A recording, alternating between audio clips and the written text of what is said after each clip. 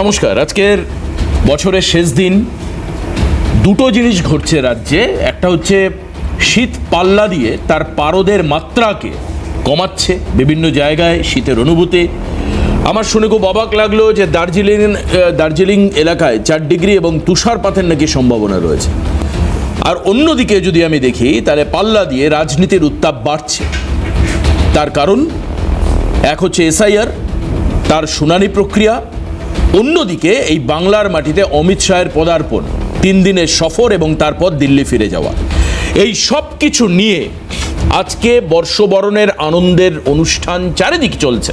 আমরাও যাব সিএন থেকে 8টার থেকে টান আমরা রাত অবধি দেখাবো, আমিও থাকবো আপনাদের সঙ্গে। কিন্তু এখন এই মুহূর্তে আলোচনার কেন্দ্রবিন্দু হচ্ছে রাজনীতির এই দুই পারদ বিন্দু। একদিকে অভিষেক বন্দ্যোপাধ্যায়ের অভিযোগ, কতগুলো যুক্তিসঙ্গত অভিযোগ বলে তৃণমূলের দাবি। কি সেটা? এক হচ্ছে লজিক্যাল ডিসক্রিপেন্সি এখনো পর্যন্ত প্রকাশিত হয়নি। দ্বিতীয় অভিযোগ হচ্ছে শুনানির নামে বয়স্কদের হেনস্থা করা হচ্ছে। 3 হচ্ছে অন্যান্য রাজ্যে না থাকলেও রাজ্যে কেন মাইক্রো অবজারভারদেরকে কাজে লাগানো হচ্ছে। এটাও অভিষেকের অভিযোগ যে কেন শুনানি প্রক্রিয়াতে বিএলও 2রা থাকতে পারবেন না, কারণ যেহেতু দলীয় প্রতিনিধিরা বুথ কেন্দ্রের মধ্যে থাকেন ভোট নেওয়ার সময়, তারা এনুমারেশন ফর্ম বিলি করবার সময় তারা ছিলেন, তাহলে কেন তারা থাকবেন না? এই প্রশ্নগুলো যখন উঠছে, পাশাপাশি অভিষেক বন্দ্যোপাধ্যায় একটা ভয়াবহ অভিযোগ করেছেন, সেটা হচ্ছে এই ভোটার লিস্টের মাধ্যমে ভোট চুরির অভিযোগ। সরাসরি বলছেন ইভিএম মেশিন বা ভোটের দিনে নয়, এই লিস্ট তৈরি করে, ভোটার লিস্ট তৈরি করে সম্প্রতি অতীতে ভারতে হওয়া একাধিক বিধানসভা, আমি নাম করে দিই হরিয়ানা, পাঞ্জাব, দিল্লি, এই সমস্ত বিধানসভাগুলোতে বিজেপি তার মনোপলি বজায় রেখেছে। ভয়াবহ অভিযোগ যে ভোটার লিস্ট থেকে ভোট চুরি হচ্ছে, অর্থাৎ ভোটার লিস্ট যখন তৈরি করা হচ্ছে তখনই এমনভাবে পলিটিক্যাল মোটিভেশন নিয়ে এমনভাবে ভোটার লিস্টকে বানানো হচ্ছে যাতে সেই ভোটার লিস্ট যখন ভোটের দিন এক্সিকিউশন হবে বা সেই ভোটাররা যাবেন, আসলে ভোটগুলো বিজেপির খাতায় পড়বে। এবং অভিষেক শুধু বাংলার কথা বলেননি, তিনি সমস্ত রাজ্য, সম্প্রতি অতীতে হয়ে যাওয়া সমস্ত রাজ্যের ভোট, তার মধ্যে আবার আমি রিপিট করি হরিয়ানা, পাঞ্জাব, দিল্লি, বিহার, সমস্ত ভোটে বিজেপির যে একচ্ছত্র আধিপত্য, রাজনৈতিক আধিপত্য মানুষের ভোটের মাধ্যমে, তাকে আজকে ব্যাখ্যা করেছেন, ডিসক্রিমিনেট করেছেন অভিষেক বন্দ্যোপাধ্যায় এবং খুব পরিষ্কারভাবে তিনি বলছেন এখানে ভোট চুরি করেছে বিজেপি। আসুন আমরা প্রথমে শোনাই যে ভোটার লিস্টের কারচুপি এবং ভোট চুরি কিভাবে সম্ভব, কি বলছেন তৃণমূলের সর্বভারতীয় সাধারণ সম্পাদক অভিষেক বন্দ্যোপাধ্যায়। শোনাবো আপনাদের, শুনুন। ये ईवीएम जो भी कहता है जिसको चुनाव कराना आता है वो वोटर लिस्ट में नजर दे। वोटर लिस्ट में चोरी हो रहा है, वोट चोरी तो यहाँ हो रहा है। यही सब गलती कांग्रेस ने किया है।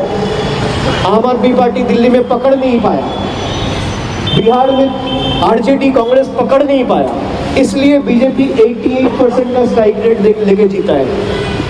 बीजेपी महाराष्ट्र में जीता है, स्ट्राइक रेट है 88%। बीजेपी दिल्ली जीता है, स्ट्राइक रेट है 88%। बीजेपी बिहार जीता है, स्ट्राइक रेट है 88%। ये कोइंसिडेंस लगता है आपको? और यही चीज कोई और पॉलिटिकल पार्टी पकड़ नहीं पाया। अगर कोई पॉलिटिकल पार्टी कांग्रेस से पकड़ लिया होता, हरियाणा से, महाराष्ट्र से, न्यू दिल्ली से, बिहार से, चारों स्टेट में बीजेपी हारती। ये जो ईआरओ से बिना पूछे नाम डिलीट किया जा रहा है बैक एंड से सॉफ्टवेयर करके, इसके लिए उनसे सवाल पूछा कि कोई सॉफ्टवेयर यूज करके बिना फॉर्म 7 फिल किए इलेक्टोरल प्रोसेस में कैसे बैकएंड से आप नाम डिलीट कर सकते हैं। तो उन्होंने कहा कि अगर किसी ने एन्यूमरेशन फॉर्म नहीं भरा तो उसका नाम डिलीट होगा। मैंने कहा सही है, जिंदा है, उसका नाम कैसे डिलीट होगा? बोला फिर तो वो फॉर्म 6 फिल कर सकता है। मैंने कहा लेकिन जिम्मेदार कौन है? फॉर्म 6 तो फिल कर सकता है, लेकिन ये जो गलती हुआ इसका जिम्मेदार कौन है? ईआरओ है, बीएलओ है, डीओ है, इलेक्शन कमीशन है, चीफ इलेक्टोरल ऑफिसर का ऑफिस है, कौन है? कोई जवाब नहीं मिला। আর অন্যদিকে আদার হ্যান্ডে দেখতে গেলে অমিত শাহের রাজ্য সফর 3 দিনের, দলের রাজ্য স্তরের সমস্ত নেতৃত্বের সঙ্গে তিনি কথাবার্তা বললেন, দলের ভোট প্রচারের ভিডিও দেখলেন, দলীয় কর্মীদের সঙ্গে সভা করলেন, প্রেসকে অ্যাড্রেস করলেন। প্রেসকে তিনি অনুপ্রবেশ, দুর্নীতি, মতুয়া, রাজ্যের শিল্প, ভবিষ্যৎ সমস্ত নিয়ে কথা বললেন গতকাল। আজকে তিনি দলের প্রাক্তন প্রদেশ সভাপতি এবং সাংসদ দিলীপ ঘোষের সঙ্গেও কথা বললেন। এই সমস্ত বিষয় নিয়ে এখন উত্তপ্ত রাজ্য রাজনীতি। অমিত শাহ এবার 2/3 মেজরিটির কথা বললেন। নির্দিষ্ট কোনো সংখ্যা, আপকি বার 200 পার, বাপকি বার 300 পার, এরকম কোনো কথা নয়, বরঞ্চ তিনি বললেন 2/3 মেজরিটির কথা, অর্থাৎ 3 ভাগ ভোটের 2 ভাগ বিজেপির দিকে যাচ্ছে 294টার মধ্যে, অর্থাৎ বিজেপি এবার মেজরিটি পাবে। এই বিষয়ে তিনি দলীয় কর্মীদেরকেই শুধু চাঙ্গা করলেন না, বরঞ্চ দলের মধ্যে যদি কোনো ফাঁক ফোকর, ভাঙন, ইগো, এই সমস্ত যে ব্যাপারগুলো থাকে সেগুলোকেও তিনি রিপেয়ার করবার একটা আপ্রাণ চেষ্টা করে গেলেন। আমি বলবো যে এবার এসে তিনি পরিকল্পনা করলেন, ব্লুপ্রিন্ট করলেন এবং কি করে ভোট প্রক্রিয়ায় প্রচার হবে তার স্ট্র্যাটেজি তৈরি করা সমস্তটাই অমিত শাহ করলেন। আসুন আজকের প্যানেলে যারা রয়েছেন তাদেরকে নিয়ে আমরা আলোচনা করি এই সমস্ত বিষয়ে বর্ষ শেষের দিনে, অর্থাৎ যার শেষ ভালো, মানুষ বলে তার সব ভালো। সত্যি কি রাজনীতির এই উত্থান পতনের লড়াই মানুষের জন্য ভালো হবে? আসুন তার নির্যাস আমরা নেওয়ার চেষ্টা করি। কাদের মাধ্যমে? আমাদের সঙ্গে রয়েছেন ডক্টর কৌশিক বিশ্বাস, তৃণমূল কংগ্রেস মুখপাত্র। স্বাগত জানাই কৌশিক দাকে। আপনাকে ফিজিক্যালি স্টুডিওতে মিস করব, বা ডিজিটালি আপনার সঙ্গে নিশ্চয়ই থাকবো। ডক্টর তন্ময় মুখোপাধ্যায় আমাদের সঙ্গে স্টুডিওতে। সুস্মিতা বিশ্বাস, কংগ্রেস মুখপাত্র, আমাদের সঙ্গে। তন্ময়দা বিজেপির রিপ্রেজেন্টেটিভ, পরিচয় করার আলাদা করে দরকার নেই। আজিজুল বিশ্বাস আমাদের সঙ্গে রয়েছেন অধ্যাপক। এবং এই যে ভোট প্রক্রিয়া বা এই যে বিভিন্ন জায়গায় তৃণমূলের অভিযোগ, এর যৌক্তিকতা নিয়ে আজিজুলদা নিশ্চিতভাবে কিছু যুক্তি দেবেন, কারণ অনেকেই তৃণমূলের এই বক্তব্যের মধ্যে থেকে আবার যুক্তি খুঁজে বার করবার চেষ্টা করছেন যে লজিক্যাল অ্যানালিসিস কী হবে। যদিও তৃণমূল এখনও লজিক্যাল ডিসক্রিপেন্সি প্রকাশ হয়নি বলে তারা রাস্তায় নেমেছে বা বলছে তারা মিডিয়াতে। আমি তন্ময়দার কাছে আসি। তন্ময়দা, এই 3-4টে পয়েন্ট আমার একটু মানে জানার দরকার আছে। যেরকম বিএলও 2রা কেন শুনানিতে থাকতে পারবেন না? অসিত মজুমদার বলে একজন বিধায়ক, গতকাল তিনি এক জায়গায় শুনানি বন্ধ করে দিয়েছেন। হুগলির একজন বিধায়ক তৃণমূলের, তিনি বলছেন যে বিএলএ 2 কেন থাকতে পারবেন না। আজকে একই দাবি অভিষেক বন্দ্যোপাধ্যায় তুললেন। দ্বিতীয়, মাইক্রো অবজারভার কোনো রাজ্যে নেই। তৃণমূলের দাবি, অভিযোগ, কেন এই রাজ্যে মাইক্রো অবজারভার থাকবে। তৃতীয়, কেন বয়স্কদের যাদের নাম রয়েছে, বারবার করে তৃণমূলের নেতা নেতৃত্ব বলছেন ভোটার লিস্টে নাম রয়েছে, 2002 ভোট দিয়েছেন, আবার শুনানিতে ডাকা হয়েছে, কেন? আর মোস্ট ইম্পর্টেন্ট, লজিক্যাল ডিসক্রিপেন্সি এখনও প্রকাশিত হয়নি। মানে আমি এই লজিক্যাল ডিসক্রিপেন্সি একটু ভেঙে দিই। এর মধ্যে নির্বাচন কমিশন জানিয়েছিলেন প্রায় 1,36,00,000 কোনো না কোনোভাবে ত্রুটিযুক্ত। এই জায়গাটা তন্ময়দা, এর পরিষ্কার ব্যাখ্যা কি হবে? আমি প্রথমে পরপর বলে দিই দেবাশিস, এই যে লজিক্যাল ডিসক্রিপেন্সি বলা হচ্ছে, লজিক্যাল ডিসক্রিপেন্সিতে যাদের হচ্ছে নাম এসছে, মানে প্রজেনি ভোটার বলে। প্রজেনি ভোটার মানে তাদের বাবা মায়ের নাম ছিল, প্রজেনি মানে হচ্ছে বংশ, বাবা বা মায়ের সাথে নাম ছিল, তাদের নাম 2002 ছিল না। তো এইরকম ভাবে যে করা হয়েছে, দেখা যাচ্ছে যে আমাদের রাজ্যের বর্ডার জেলাগুলো যেখানে হচ্ছে অনুপ্রবেশটা সব থেকে বেশি হয়েছে, সেইখানে দেখা যাচ্ছে সব ম্যাপিং হয়ে গেছে, একদম পারফেক্ট। কোথাও হচ্ছে 97% ম্যাপিং হয়ে গেছে। আর দেখা যাচ্ছে যে যেগুলো বর্ডার অঞ্চল নয় সেখানে দেখা যাচ্ছে ম্যাপিং কম হয়েছে। তো এর থেকে আপনার সন্দেহ হয় তাহলে ম্যাপিংটা কীভাবে হলো। অনেক সময় দেখবেন আপনি সেখানে এরকম হয়েছে যে বাবার বয়স নাকি 15 বছর ছিল যখন ছেলে হচ্ছে ভোটার লিস্টে নাম উঠেছে। মানে কি হয়েছে যে ধরুন কোন কারোর নাম হচ্ছে অমুক মোল্লা, এবার হচ্ছে বাংলাদেশ থেকে এসছেন আরেকজন মোল্লা, সেই মোল্লার সাথে তার নাম দিয়ে দেওয়া হয়েছে যে তোমার ম্যাপিং হয়ে গেল তোমার বাবাই। এবার সেটা দেখা হয়নি যে বাবার সাথে ছেলের বয়সের ডিফারেন্স কত হচ্ছে।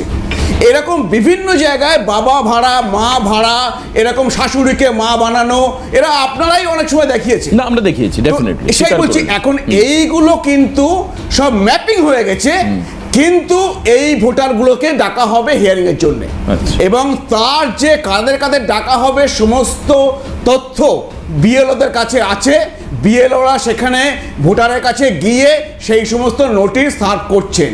সুতরাং নাম যে দেওয়া হয়নি সেটা সর্বৈব মিথ্যে। উনি যদি চান, ওনার বিএলএ আছে সেখানে, বিএলওদের সাথে তো বিএলএ থাকে, আর ওনারা বলছেন সব জায়গায় আমরা বিএলএ দিয়েছি, তাহলে বিএলএদেরকে জিজ্ঞাসা করুন যে তোমার হচ্ছে বুথে বিএলওর কাছ থেকে নামগুলো আমাকে দাও। তা আপনি আবার এতে ডিমান্ড করার কি আছে, নাটক করার কি হয়েছে? বেশ, দ্বিতীয় আপনাকে বলছি, দ্বিতীয় হচ্ছে আপনার বিএলএ টুরাই শুনানি প্রক্রিয়াতে থাকতে পারছে না। আমি আর তার আগে একটা জিনিস বলে দিই, হচ্ছে দেবাশিস, এই দেখুন, এই যে আপনি যে বললেন এই পুরো দেশে 12টা রাজ্য এবং কেন্দ্রশাসিত অঞ্চলে চলছে, এবং উনি নিজে বলছেন যে পশ্চিমবঙ্গে সব থেকে কম বাদ গিয়েছে, তারপরে আবার বলছেন মাইক্রো হাসপাতালে পশ্চিমবঙ্গে কেন? মানে কেমন ধরনের মাথা দেখুন একজনের। এগুলো হচ্ছে অনেক সময় ইস্ট জর্জিয়া ইউনিভার্সিটিতে পড়াশোনা করলে এরকম মাথা হয়, কারণ তিনি নিজে উত্তরটা দিয়ে দিচ্ছে। অন্য অন্য রাজ্যে ধরুন হচ্ছে এমনকি তামিলনাড়ু, কেরালা, যেখানে হচ্ছে বিজেপি নেই, তামিলনাড়ুতে আপনি ভাবতে পারবেন না 6,40,00,000 ভোটার, আমাদের থেকে 1,20,00,000 কম, সেখানে বাদ গিয়েছে প্রায় 1,97,00,000 ভোটার বাদ গিয়েছে। তাহলে প্রশ্ন সেখানেই আসে যে কেন আমাদের রাজ্যে এত কম। তখনই প্রশ্ন আসে যে তাহলে কি ভুয়ো ভোটার জোর করে ঢুকিয়ে দেওয়া হয়েছে? তাহলে কি মৃত ভোটারদের নাম বাদ যায়নি, বিএলওকে শাসানি দিয়ে ভয় দেখিয়ে ঢুকিয়ে দেওয়া হয়েছে? বেশ, আর সেই জন্যই তো আরো বেশি করে যেন ইআরও এবং এইআরওর কাজটা যেন ওখানে গিয়ে আবার যেন ভুয়ো ভোটাররা ঢুকে না যায়, তার জন্য তো মাইক্রো অবজারভার দরকার। উনি তো সেই উত্তর নিজেই দিয়ে দিচ্ছেন যে আমরা ম্যানিপুলেট করেছি, আমরা হচ্ছে ভুয়ো ভোটার ঢুকিয়ে রেখেছি, তার জন্য আমাদের এখানে কম বাদ গিয়েছে অন্য অন্য রাজ্যের থেকে, আমরা উত্তর নিয়ে নিই, আমাদের মাইক্রো অবজারভার দরকার। আচ্ছা বেশ, আর কিছু নেই, আমি উত্তরটা নিয়ে নেব কৌশিকদার থেকে। কৌশিকদা কি বলবেন? বেশ উল্লেখ করে তন্ময়দা 3টে জায়গা আমি বলবো। এক হচ্ছে সব থেকে কম বাদ, এটা নিয়ে তৃণমূল কংগ্রেস অফিসিয়াল স্তরে প্রেস মিট করেছে, সব থেকে কম বাদ গেছে, এবং স্ট্যাটিস্টিক উল্লেখ করে করে অভিষেক বন্দ্যোপাধ্যায় বলেছেন তামিলনাড়ুতে এত, এখানে এত, এখানে এত, পশ্চিমবঙ্গে সব থেকে কম। তাহলে মাইক্রো অবজারভার ইউজ করা নিয়ে সমস্যা কি? এক। দ্বিতীয়ত একটা খুব মারাত্মক অভিযোগ করলেন যে বিএলওদেরকে শাসানি দেওয়া হয়েছে বিভিন্ন জায়গায় ম্যানিপুলেশনের ক্ষেত্রে, তালিকা তৈরিতে। তৃতীয়, তন্ময় আরেকটা জায়গায় বলছেন যে সীমান্তবর্তী এলাকায় ব্যাপক হারে ম্যাপিং হয়ে গেছে, কিন্তু সীমান্তবর্তী নয়, মানে সীমান্তবর্তী এলাকায় যেখানে অনুপ্রবেশের সম্ভাবনা বেশি সেখানে ম্যাপিং হয়ে গেছে, অন্য জায়গায় ম্যাপিং হয়নি। এই ত্রুটি বিচ্যুতিগুলো সামনে চলে আসছে, তন্ময়দা বলছেন এটা বিজেপির অভিযোগ। কৌশিকদা কি বলবেন? আচ্ছা, আমাকে শুনতে পাচ্ছেন? হ্যাঁ, শুনতে পাচ্ছি, একদম একদম। আচ্ছা আচ্ছা, প্রথমেই তৃণমূল কংগ্রেসের পক্ষ থেকে স্টুডিওতে উপস্থিত সকলকে এবং আপনাদের সমস্ত দর্শকদের জানাই আগামী বছরের অনেক অনেক শুভনন্দন। এবং আজকে বছরের শেষ দিন, আমাদের বক্তব্যগুলো আমাদের রাষ্ট্রীয় সাধারণ সম্পাদক দিল্লিতেও বলেছেন। আমি কতগুলো স্পেসিফিক পয়েন্ট বলছি। নাম্বার 1, আমাদের বিএলএ 2দের, যেটা বিজেপি মুখপাত্র বললেন, আমাদের বিএলএ 2দের কোনো বাদ দেওয়ার নামের তালিকা দেওয়া হয়নি। আমি অফিসিয়ালি অন রেকর্ড বলছি, আমাদের বিএলএ সব জায়গায় হচ্ছে, কোনো অফিসিয়ালি বাদ দেওয়ার তালিকা দেওয়া, আরে ওরা তো বাদ নয়, তুমি আচ্ছা আচ্ছা বলতে দিন, বলতে দিন। ওরা আছে তো, ওরা তো ড্রাফট লিস্টে আছে, বলতে দিন। ড্রাফট লিস্টে বাদ দেওয়ার তালিকা আমাদের দেওয়ার নাম্বার 2, আমাদের নোটিশ কে পাঠাচ্ছে? আচ্ছা আচ্ছা, একটু বলতে দিন, বলতে দিন। 5.9% বাদ পড়েছে বলে বিজেপি অত্যন্ত দুঃখিত হচ্ছে। আমি বলবো আপনারা দুঃখ করবেন না, বর্ষবরণটা ভালো করে আনন্দ করুন। দুঃখের দিন আপনাদের ইলেকশনের রেজাল্টের দিন আসছে। আপনারা কোন ছাত্রকে মাস্টার বেশি দেন, যে খুব বেশি নম্বর পায় না যে কম নম্বর পায়? ফলে বিএলও 2 যারা আছেন এবং বিএলও যারা আছেন তারা তো নির্বাচন কমিশনের অধীনে থেকে কাজ করেছেন।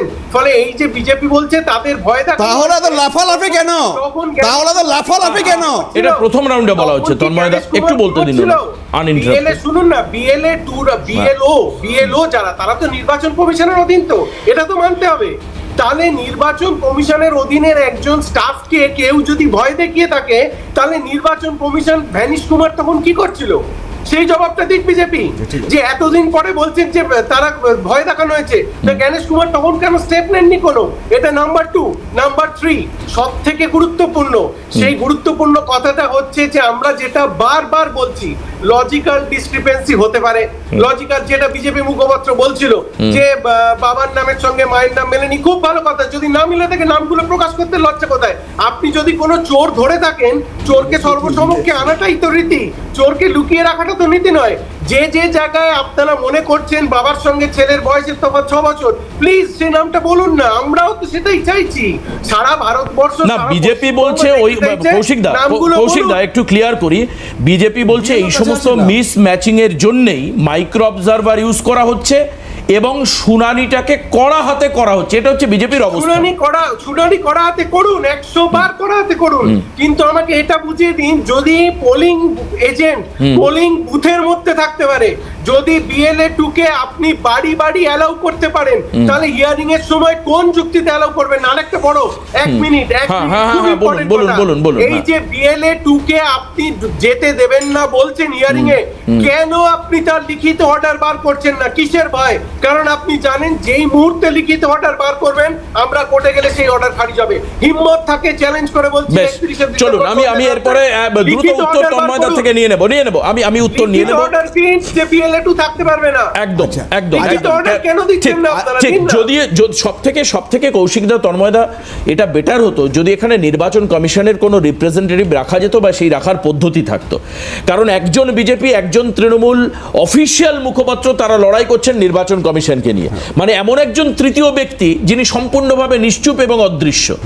এবার তিনি কি ডিসিশন নেবেন আমরা আপনাদের মতো বলতে পারি না। মানে আমরা এখানে হাইপোথেটিক্যালি ধরে নিচ্ছি তন্ময়দা হচ্ছে নির্বাচন কমিশনার। এখানে আপনাদেরও একটা ভুল হচ্ছে। নির্বাচন কমিশনকে আপনাদেরও প্রশ্ন করা উচিত। নির্বাচন কমিশন কিন্তু অদৃশ্য নয়, তাদের একটা অফিস আছে, তাদের কর্মকর্তা আছে। না, সে তো আছেই। দেখুন, আমরা নির্বাচন, আমরা কৌশিকদা প্লিজ, আমরা মিডিয়ারা নির্বাচন অফিসার, মানে নির্বাচনের সিও দপ্তরের অফিস না জানলেও কিছু BLO তো সেই অফিসের সন্ধান জানেনি, তারা তো ভেতরে ঢুকে যাচ্ছেন অফিসের মধ্যে। কিছু BLO অ্যাজিটেশন করছেন, রেলিং ফেলিং ভেঙে চলে যাচ্ছেন। ওদেরকে জিজ্ঞেস করলেও আমরা জেনে যাব যে কিভাবে নির্বাচন কমিশন অফিস যেতে হয়। সেটা তো নিশ্চয়ই নির্বাচন কমিশনকেও জিজ্ঞেস করা উচিত, বা অ্যাকাউন্টেবিলিটি তারও রয়েছে, কারণ গণতান্ত্রিক প্রক্রিয়ায় এত বড় একটা প্রক্রিয়া হচ্ছে। আমি আসবো, তবে কৌশিকদা আপনার প্রশ্নের উত্তর তন্ময়দা দেবেন। তন্ময়দা, যে জায়গাটা আমরা হয়তো মিস করে যাচ্ছি, আপনি কৌশিকদার উত্তর দেবেন, কিন্তু এটা তো ডেফিনেটলি ইম্পর্টেন্ট যে ভোটার লিস্টে চুরি, এবং এভাবেই আপনারা অন্যান্য রাজ্যগুলোতে ম্যানিপুলেশন করেছেন এবং বিজেপি একসঙ্গে মনোপলি দেখিয়েছে সমস্ত জায়গাগুলোতে, এর আগে যেগুলোতে আপনারা জিতেছেন। অভিষেক বলছেন আজকে। আমি যেটা তাহলে উত্তর দিয়ে দিই। আপনি জানেন ভালো করে, বিহারের সময় সুপ্রিম কোর্টে কেস ছিল, সব দল গিয়ে ঝাঁপিয়ে পড়েছিল এবং সেখানে হওয়ার পরে একজনও দেখাতে পারেনি কোনোভাবে ভুলভাবে SIR হয়েছে, কোনো ভুয়ো ভোটার SIR লিস্টে রয়েছে। সুতরাং এই কথা ওরা আপনারা কাউকে ধরতে নেই। আপনি সে বলতে পারবেন, কিন্তু না ওরা বলতে পারবেন না। আপনি মিউজিক থামান। আপনারা বলেছেন সুপ্রিম কোর্টে গিয়ে। সুস্মিতা, আমি একটা কথা বলছি, মিথ্যাবাদী না তন্ময়দা, প্লিজ ব্যক্তিগত আক্রমণ নয়। আমি বলছি মিউজিক থামান, আমি বলছি অন্য কিছু বলছি। হ্যাঁ, মানে রাউন্ডে এই সময় আমি এরপর তোমার কাছে তো স্ট্যান্ডার্ড, মানে না, এটা ফার্স্ট রাউন্ড এখনো চলছে, আমি জাস্ট উত্তরটা নিয়ে নিচ্ছি ওনার থেকে। ফার্স্ট রাউন্ড এখনো তো আছে, তুমি বলোনি। আচ্ছা, সুপ্রিম কোর্টে সমস্ত পার্টি গিয়েছে, সেখানে গিয়ে বারে বারে হিয়ারিং হয়েছে এবং সেখানে কোনো ভুল ত্রুটি দেখাতে পারেনি এবং সুপ্রিম কোর্ট SIR এর মান্যতা দিয়েছে। আজকে এই 12টা রাজ্যে যে লিস্ট বেরিয়েছে, তার মধ্যে এই ASDD ভোটার, তার মধ্যে কোনো রাজ্যকে যা কিছু হচ্ছে না যেটা হচ্ছে পশ্চিমবঙ্গে হচ্ছে। আর আপনাদের যদি তাও যদি আপত্তি থাকে, আপনারা তো সুপ্রিম কোর্টে গিয়েছেন, যান সুপ্রিম কোর্টে গিয়ে বলুন। আচ্ছা, দ্বিতীয়ত বলি যে BLA 2 কেন থাকবে না। আচ্ছা, এইটা হচ্ছে ডকুমেন্ট ভেরিফিকেশন, যে ডকুমেন্টগুলো তারা BLO-কে জমা দিয়েছে, তো সেই ডকুমেন্টসটা ভেরিফাই করে ERO, AERO, সেই ERO বা AERO, তো সেখানে তো BLA 2 কোনো রোল নেই। সে তো ডকুমেন্টস দেখে বলবে না যে এটা ঠিক কি ভুল। তাহলে BLA 2 ওখানে কি যাবে? গুন্ডামি মস্তানি করতে যাবে? তৃণমূলের গুন্ডাগুলো ওখানে ঢুকবে? বেশ, আমি সেই উত্তর জন্য নিই। যাবে? আমি উত্তর আরেকটা নিই। বলে দিই, ছোট্ট করে আরেকটা বলুন, বলে দিই, দাদা, ছোট্ট করে। একটা বলে দেবো। এই যে কৌশিক দেখতে পাচ্ছে না যে বিএলওদের কোনো হুমকি দেওয়া হয়েছে? আরে সন্দেশখালীতে বিএলএ কে রাজ্য পুলিশ অ্যারেস্ট করেছে বিএলওকে হুমকি দেওয়ার জন্য।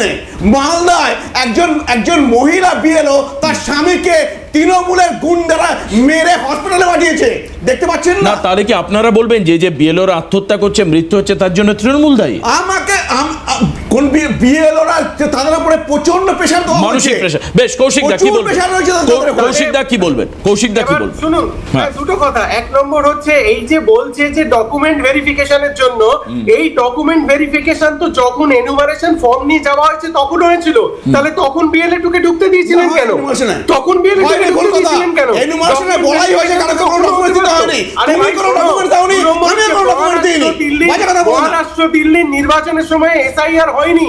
আর 3 নম্বর হচ্ছে বিএলওদের উপর চাপ। তাহলে উত্তরপ্রদেশে 8 জন, গুজরাটে 6 জন, উত্তরাখণ্ডে 5 জন, এই বিজেপি রুল স্টেটে তোমরা ডেটা অপারেটর দাওনি কেন? ডেটা অপারেটর দাওনি কেন? বিএলওরা বলেছিল ডেটা অপারেটর চাই। বেশ, চলো। দাওনি কেন? আচ্ছা, আচ্ছা, এবার একটু সুস্মিতা এখনো দিকটা তোমাদের যাও। পয়সা দাওনি কেন? Please, please. এখনো তোমাদের সরকার পয়সা দেয়নি বিএলওরা। এবার আচ্ছা, ভোটার লিস্টে কারচুপির চেষ্টা করছে, যেটা আমরা হতে দেব যাও না। সুপ্রিম কোর্টে গিয়ে বলো। এটা আমরা পশ্চিমবঙ্গে সুপ্রিম কোর্ট খোলা আছে, গিয়ে বলো। সুস্মিতা দি, আচ্ছা 31 তারিখে শুনুন, দিল্লিতে অভিষেক বন্দ্যোপাধ্যায় বলেছিলেন যাবেন, 31 তারিখ উনি দিল্লিতে আছেন। এবার দিল্লিতে নির্বাচন কমিশনের সঙ্গে কথা বলার পর এই আউটকামসটা এসছে। এরপর বাকি থাকছে যেটা হয়তো কোর্টে যাওয়ার রাস্তা, সেটা কৌশিক দ্বারা দলগতভাবে কি সিদ্ধান্ত নেবেন সময় দিয়েছেন বলবে। অলরেডি। না। দেবাশিস কোর্টে ফাইলড আছে কেস। না, ঠিক- সুপ্রিম কোর্টে ঠিক আছে। তৃণমূল গিয়েছে, তামিলনাড়ু গিয়েছে। তো এবার ওখানে গিয়ে বলুন, বেশ। এখানে নাটক করছেন কেন? লম্পচম্প করে কি হবে? বেশ, সুপ্রিম না, কোর্ট কি হবে? না, আমি একটা তৃণমূলের গুন্ডাদের ঢোকাতে হবে।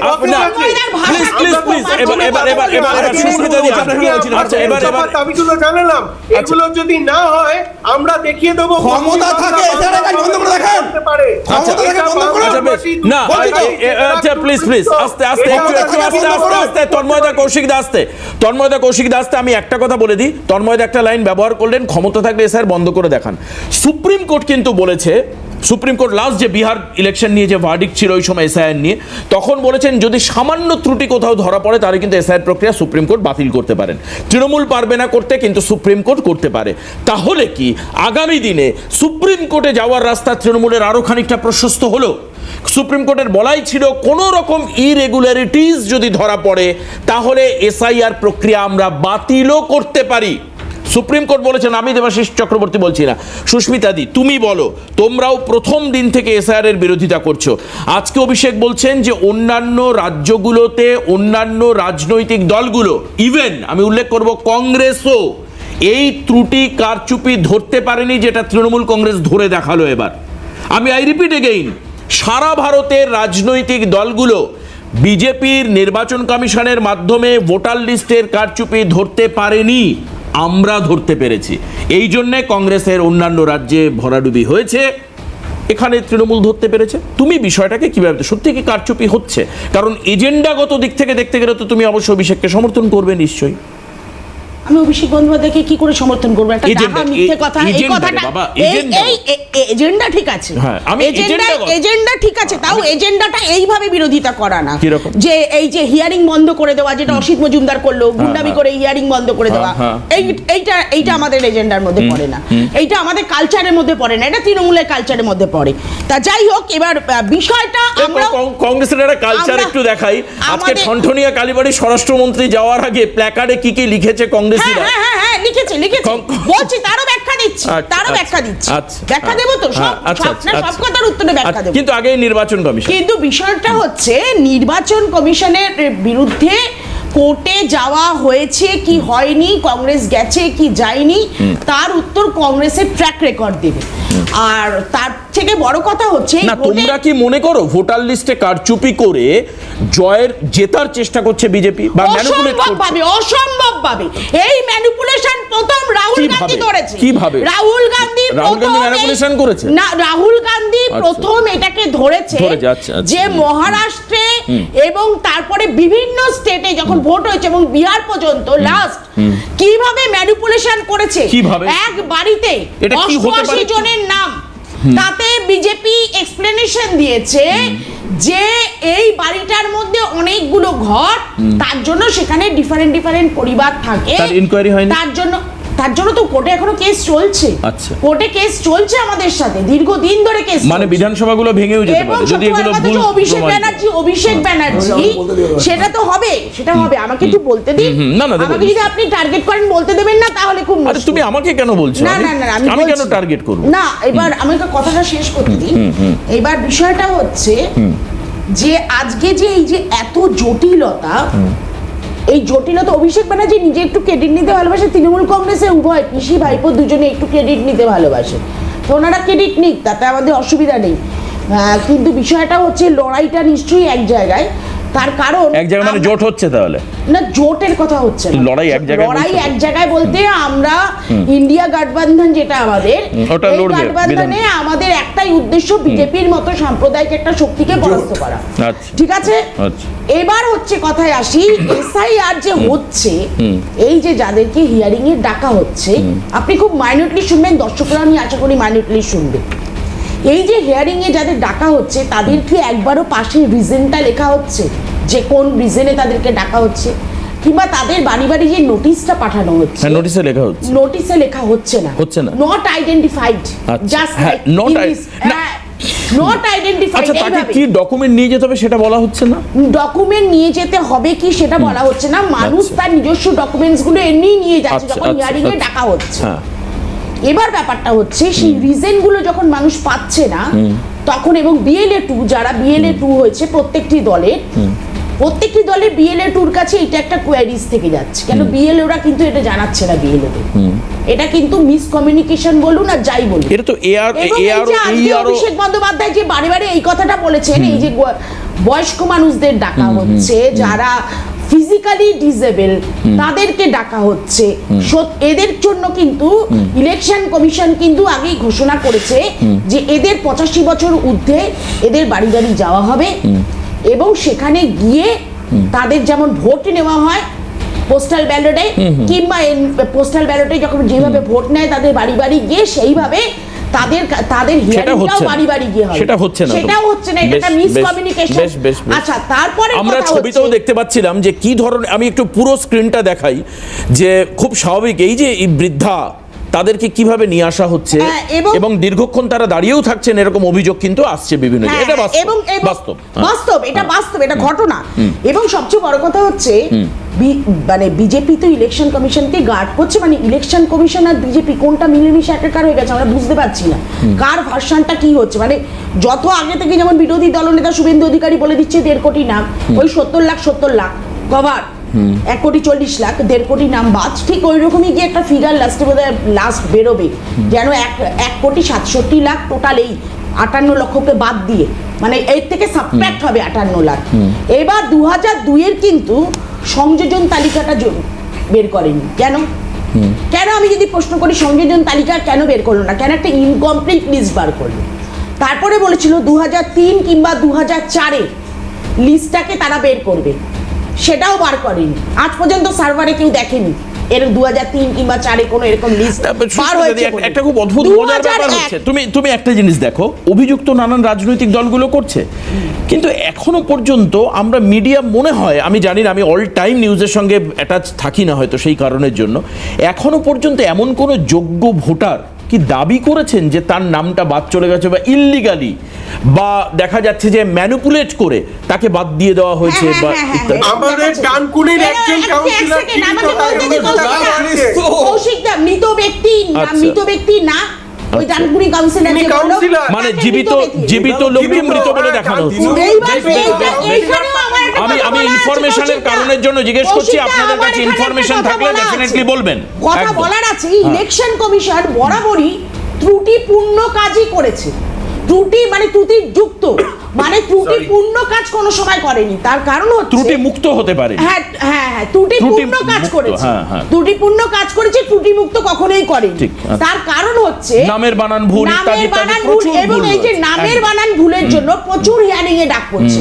তাহলে যখন আমাদের ভোটার লিস্টে কিংবা ভোটার কার্ডে যখন ইংলিশে নাম লেখা থাকে তার সাথে বাংলায়ও নাম লেখা থাকে, তাহলে ফর্মে সেই এনুমারেশন ফর্মে সেই অপশন দেওয়া হলো না কেন?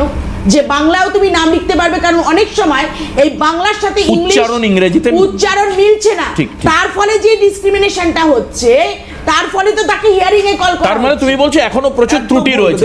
আর না, আমি রাজনীতিতে আর যাবো না, এবার একটু রাজনীতির বাইরে আজিজুলদার থেকে শুনি। এখন তন্ময়দা বলতে পারেন উনি তো রাজনৈতিক ভাবে মোটিভেটেড, সেটা অন্য ব্যাপার না, তার ব্যাখ্যা আবার আমি আপনার থেকে নেব।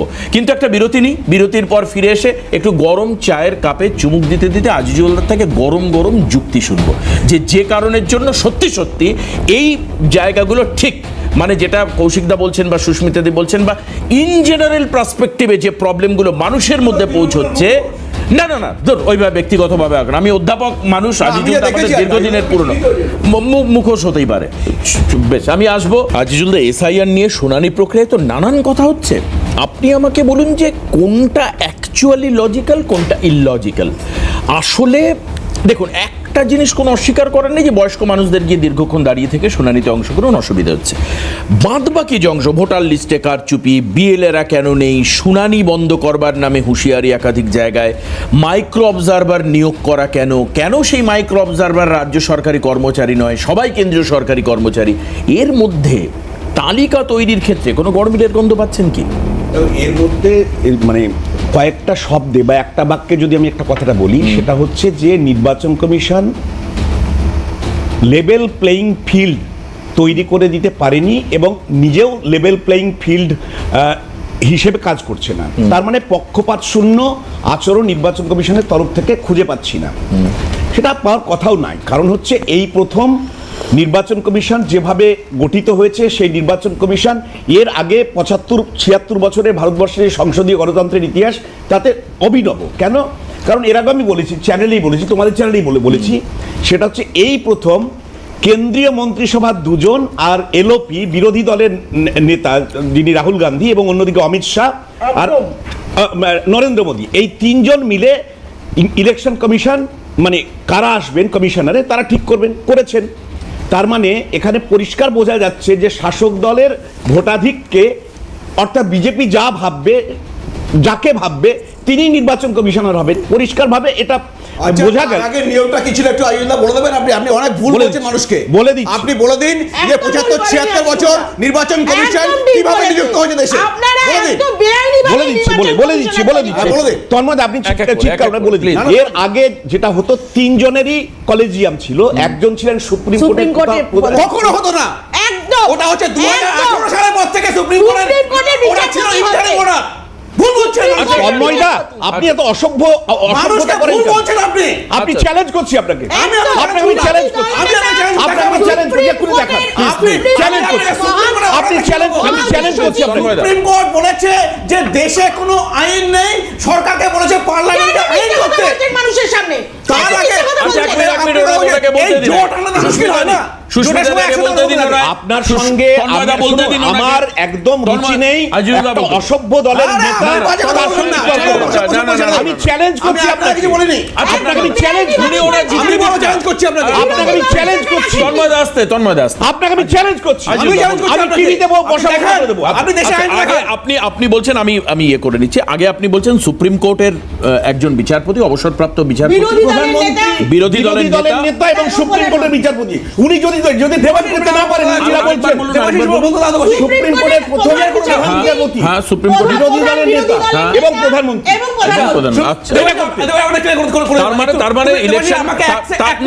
তার মানে ইলেকশন কমিশন কে হবেন সেটা মূল দায়িত্বটা চলে যেত সুপ্রিম কোর্টের বিচারপতি, মূল ভোট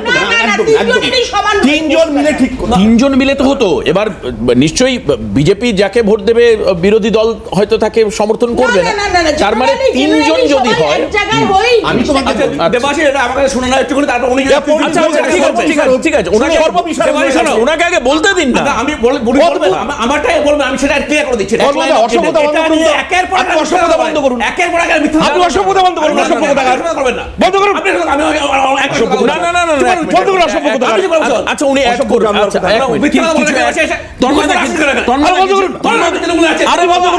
এটা ব্যক্তিগত আক্রমণের জায়গা নয়। এক মিনিট আজিজুল, হ্যাঁ তারপর আরে বর্ষ শেষের দিনে কেউ উত্তেজিত হবেন না। আরে কৌশিক তুমিও জানো, কৌশিক শোনো, কৌশিক তুমিও জানো এটা, তুমিও জানো, আমি বলে দিচ্ছি এটা যেটা 2018 সালে সুপ্রিম কোর্টে কেস হওয়ার পরে সুপ্রিম কোর্ট বলছে এইটা ইন্টারিম হবে যতক্ষণ না পার্লামেন্ট আইন প্রণয়ন করছে। তার আগে কংগ্রেসের প্রধানমন্ত্রী কংগ্রেস পরিবার কংগ্রেস যাকে মনে করতো তাকে গিয়ে বসাতো। একদম না, আপনি জানেন না, এসব বলে থাকা অশিক্ষিত বলে থাকা। আপনারা বড় বড় কথা বলেন। ওকে বলতে দাও। পরিবার কংগ্রেস যাকে মনে করতো। সবাই একটা রাষ্ট্রদ্রোহী দল।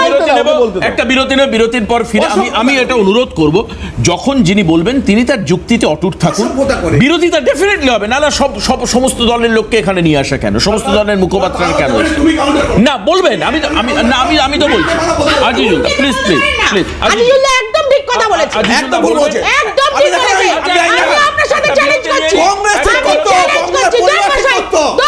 পরিবার করতো, কোনো নিয়ম ছিল না। সুপ্রিম কোর্ট বলেছে, সুপ্রিম কোর্ট বলেছে। যারা ভারতবর্ষের আরে, স্বাধীনতা আচ্ছা দেখুন, আমি সবাইকে অনুরোধ করবো একটু ঠান্ডা থাকতে। আমাদের সবার হাতের কাছে যে ইনফরমেশন কিউ থাকে তার থেকে আমি যেটা একটু 2-4 লাইন একটু পড়ে শোনাই। Election commissioners in India are appointed by the president based on recommendation of a selection committee which includes the Prime Minister, the leader of opposition for largest party, মানে ব্র্যাকেটের মধ্যে coat unquote, and a union cabinet minister. Following a search committee's panel of names all under the recent chief election commissioner and the other election commissioner. এখানে appointment, conditions of service and terms of office act of 2023 এখানে যেটা বলা হচ্ছে তাতে বলা হচ্ছে যে হচ্ছে leader of opposition, prime minister এবং ইউনিয়ন ক্যাবিনেট মিনিস্টার তারা মিলে ঠিক করবেন। এটাই দেশের আইন। তার আগে কি ছিল? এটাই দেশের আইন। আইন তৈরি হয়নি। তার আগে কি ছিল? সেটাই বার আর বিরোধী দলনেতা আর প্রাইম মিনিস্টার। তার আগে পরিবার কংগ্রেস ঠিক করতো। সেটাই বার একটু তার আগে কি ছিল? আমাদের পরিবার কংগ্রেস তো, আর আপনাদের কি? Please, সুস্মিতা। কতজনকে দেখাবো? অনুরাগ ঠাকুরের মতো স্যাম্পল, জয় শাহের মতো স্যাম্পল, কতবার দেখাবো? আপনারা যারা 1947 সালে 15 আগস্টকে স্বাধীনতা দিবস বলে মানেন না, তারা জিন্নাবাদী পরিবার কংগ্রেস দেখো। তাদের মতো আবার বড় বড় কথা বলেন। জিন্নাবাদী পরিবার কংগ্রেস। আমি একটা কথা বলি, বিষয়টা হচ্ছে এই যে রাজনৈতিক এই দেশটাকে বিক্রি করে দেওয়ার পজিশনে নিয়ে গেছে। আমি একটু যুক্তিটা দিয়ে বলতে দিন। সংসদীয় গণতন্ত্রে রাজনৈতিক দলগুলো কার হয়ে কথা বলে? সাধারণ মানুষের হয়ে কথা বলে। এই যে 12টা রাজ্যে এসআইআর হচ্ছে, প্রত্যেকটা পলিটিক্যাল পার্টির পক্ষ থেকে নির্বাচন কমিশনের অনুমোদিত BLA 2 আছে। আমাদের রাজ্যে এই ভারতীয় জনতা পার্টির 60,186 জন BLA আছে। তৃণমূল কংগ্রেসের 77,091 জন, বাকি কংগ্রেস পার্টি 18,733 জন, সর্বমোট 2,07,001 জন BLA আছে। এই BLA-রা প্রত্যেকটা বুথে তারা পলিটিক্যাল পার্টিকে রিপ্রেজেন্ট করছে। এবার আমি যেটা কথা বলি, এই বছরের 27শে ডিসেম্বর পর্যন্ত ইলেকশন কমিশনের আমি রিপোর্ট বলছি, ক্লেমস অ্যান্ড অবজেকশনসের যে রিপোর্ট, তাতে করে এখনো পর্যন্ত যারা ঘুষপেটিয়া তাড়ানোর কথা বলেছে, যারা রোহিঙ্গার কথা বলেছে, সেই ক্লেমস অ্যান্ড অবজেকশনসে একটা সংখ্যাও তারা দিতে পেরেছে। আসলে কি? আসলে এরা ইউটোপিয়ার জগতে বাস করছে। এবং এই ভারতীয় জনতা পার্টির যারা টিভিতে বসছে বা যারা বক্তব্য রাখছে, একবার বলুন তো, তারা কার হয়ে কথা বলছে? জনতার হয়ে কথা বলছে কি? বলছে না তো। নির্বাচন কমিশনের হয়ে সাফাই গাইছে। অদ্ভুত ট্রেন্ড। এইখানেই তো প্রমাণ করে যে নির্বাচন কমিশন পক্ষপাত দুষ্ট।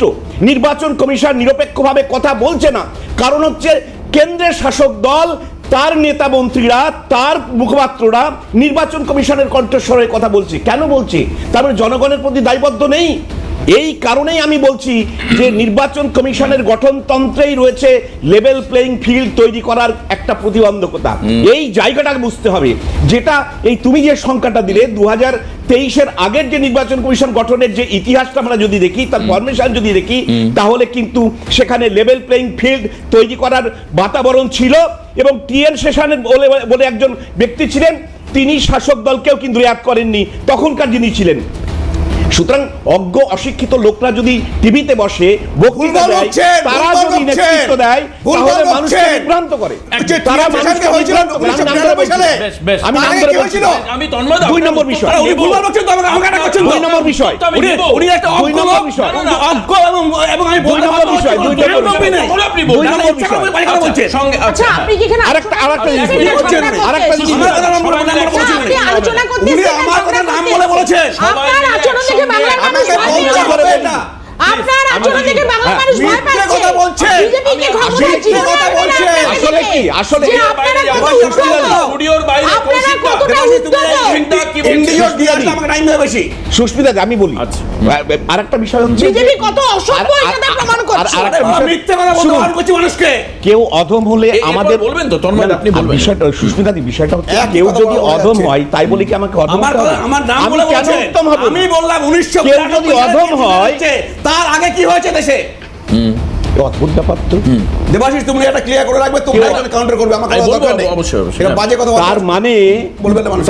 যেটা দাঁড়ালো এই জ্ঞানেশ কুমারের আগে পর্যন্ত বা এই 2019-এর আগে পর্যন্ত যারা নির্বাচন কমিশনার হয়েছে তাদের সমস্ত ক্রেডিবিলিটি, তাদের যে অবদানকে খাটো করে দেখছে এই বিজেপি। সুকুমার সেনের কথা ওরা জানে? ভারতের প্রথম নির্বাচন কমিশনার প্রমাণ করতে পারবে যে প্রধানমন্ত্রী জওহরলাল নেহরু একবারও তাকে হস্তক্ষেপ করেছে নির্বাচন পরিচালনার ক্ষেত্রে?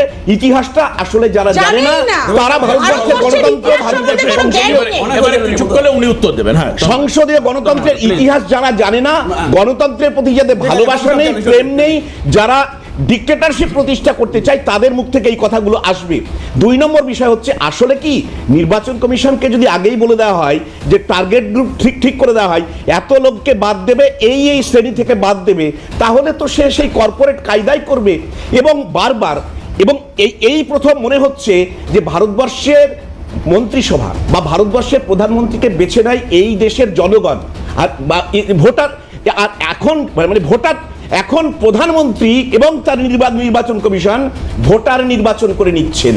আর ভোটাররা প্রধানমন্ত্রীকে নির্বাচন করতে হবে না, প্রধানমন্ত্রী এবং নির্বাচন কমিশনকে দিয়ে ভারতীয় ভোটার কারা হবে সেইটা নির্বাচন করে নিচ্ছে। তা না হলে পরে যেটা সহজেই হয়ে যেত মানুষকে হয়রানি না করে, সেটা হিয়ারিং পর্যন্ত নিয়ে যেতে হচ্ছে। 100 বছরের বয়স্ক মানুষ, তাকে স্ট্রেচারে করে নিয়ে যেতে হচ্ছে। আমি এই এখানে অমানবিকতা একটা কথা শুধু যোগ ভারতীয় করতে জনতা চাই। পার্টির নেতারা সেটা আমি বলছে না, এখানে শুধু নির্বাচন একটা কথা কমিশনের যোগ কথা করতে চাই বলছে। দেবাশিসদা, এই যে হিয়ারিং এই 13টা ডকুমেন্টস এর মধ্যে যেই ডকুমেন্টস গুলো যারা জমা করছে তাদের কি কোনো রিসিভ কপি দেওয়া হচ্ছে? তারা কি জমা করছে, তাদের কি ডকুমেন্টস তারা বেশ, জমা তন্ময়, করছে, এটা তন্ময়, রিসিভ উত্তর। কপি তো দেওয়া হচ্ছে। বেশ, উত্তরটা নাও একটু। তুমি ইন্ডিকেটর 3 জনকে নিয়ে এসছো, আমাকে বলতে দাও একটু।